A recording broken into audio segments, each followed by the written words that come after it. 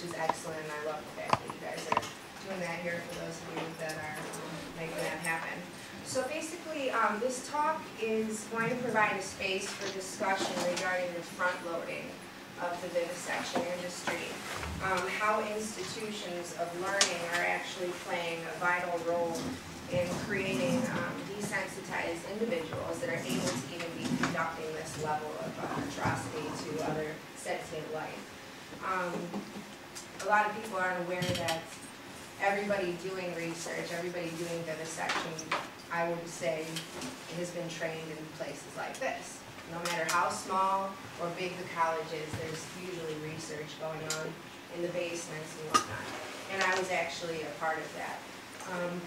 But basically, it's vital that we approach the social evil of vivisection from all angles, not just from a reactionary position, protesting once we are able to identify some horrible cruelty going on, but actually understand the nature of the beast and the people that are able to do these things, how they're created.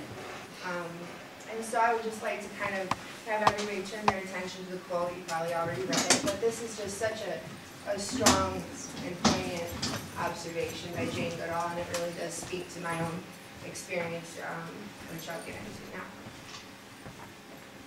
So I think it's extremely important for all of us to just identify and know our roots. I think that, in general, most of us started off as compassionate, empathetic individuals. Not everybody. I know that there's, some who weren't like that as children or whatnot, but I think over time we become desensitized just through, the societal norms and the status quo, and we find ourselves moving further and further away from, say, the level of advocacy we might have had for, like, one of our pets. Now we see ourselves eating animals, where, one day you probably would never have even considered that if you understood what was on your plate. But this, for me, was my personal dream as a child. There's me with my little hamster friend. And so that's the way I started off, was I wanted everything to, work with animals, help them, help society, deal with their companion animals, have a little hotel situation.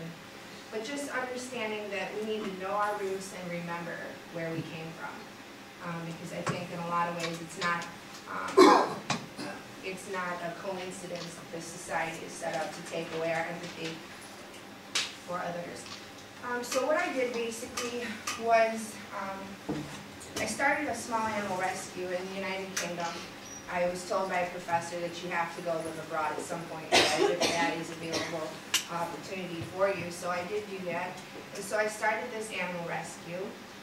We work with, mostly small animals, not dogs and cats, smaller even.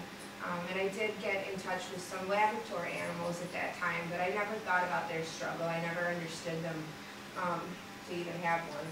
So, but I did work with them. So we would rescue them from, universities where they were used. But I did not identify myself as an activist or an advocate or who I am today, and it was a very slow transition for me to remember my roots as strongly as I had them originally.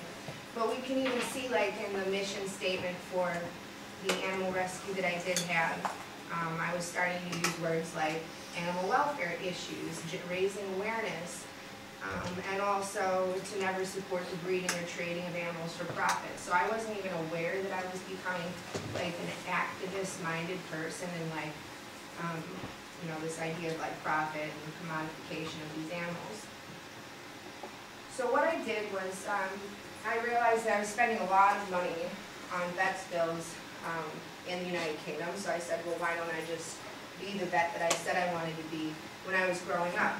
And so I came back home to Buffalo, New York, and I registered to become a veterinary technician to begin with, also a biology degree, and then I was going to move on to vet school after that.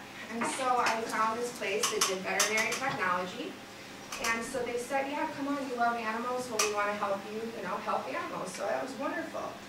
But what I realized was, over time, what they were really trying to do was turn us into animal researchers.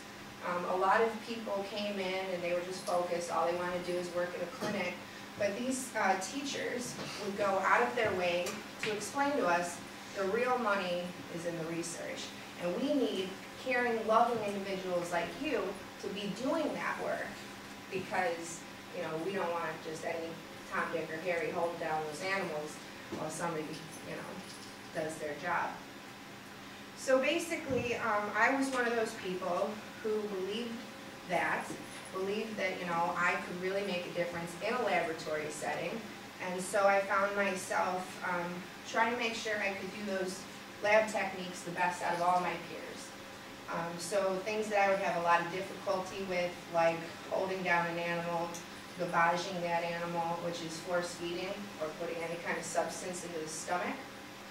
This is something that I would do over and over and over again to make sure my technique was proper and that I could do it right when the time came. And so basically,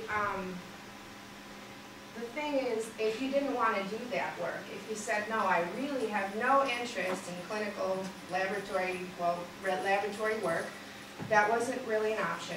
So one of the first things that they had us do as a part of the veterinary technology program was to take a mandatory class called Introduction to Laboratory Animal Science. And you had to pass that. If you couldn't get through that first class, you could just kiss your veterinary technician career away. What they would have us do is take, animals, starting off with things, I'm sorry, that was a big mistake, but animals like mice, rats, rabbits, guinea pigs, things, people like that. And what we would do is we would do blood draws, things like, if you know anything about rabbits, you do not mess with their ears, similar to horses.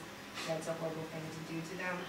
But we would take blood draws from the ear. We would also retroorbital blood draws. So you're basically putting a syringe to the back of the eyeball and draining out the blood that way.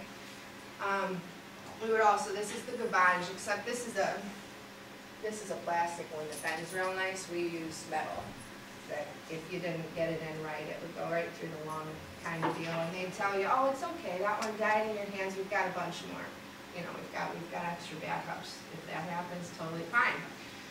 We would do intraperitoneal injections, which is straight into the stomach, and we would only put saline in. We're just practicing. We're practicing getting ourselves used to this while the animals are screaming out in the laboratories, just to get people used to, you can't have any issue with it when you're getting paid, so get used to it now.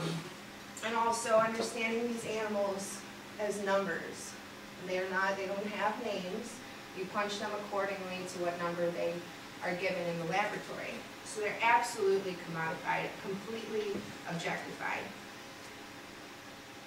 And then we started working with the Beagles. So when you think about Beagles, you think about, oh, I'm running around having a great time. They're really easily, it's easy to work with them. They don't bite, they don't snap too much, so you can get away with a lot with this breed of dog.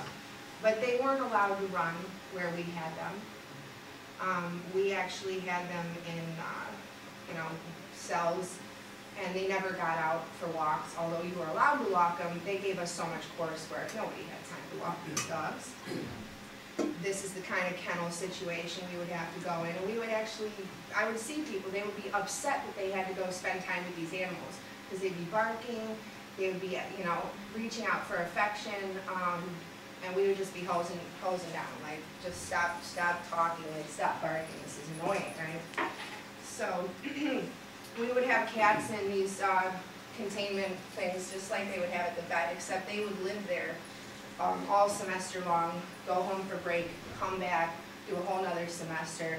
And for the ones that actually survived, which was the majority, they would end up coming, moving from an animal who would come to the front of the cage, curious what's going on, purring, rubbing against the cage, and then you'd end up, over time, they would stay at the back, and they wouldn't want anything to do with anybody. But this was normal. And this is just what you have to go through to become a veterinary technician, not even including the kinds of things that are going on at this very college here, and at my college where I go to school. So basically I said, oh, that's not going to work, I got to go. So I got out of there, but basically I want to just back up a little bit. These dogs did not get to come out. We were desensitized to their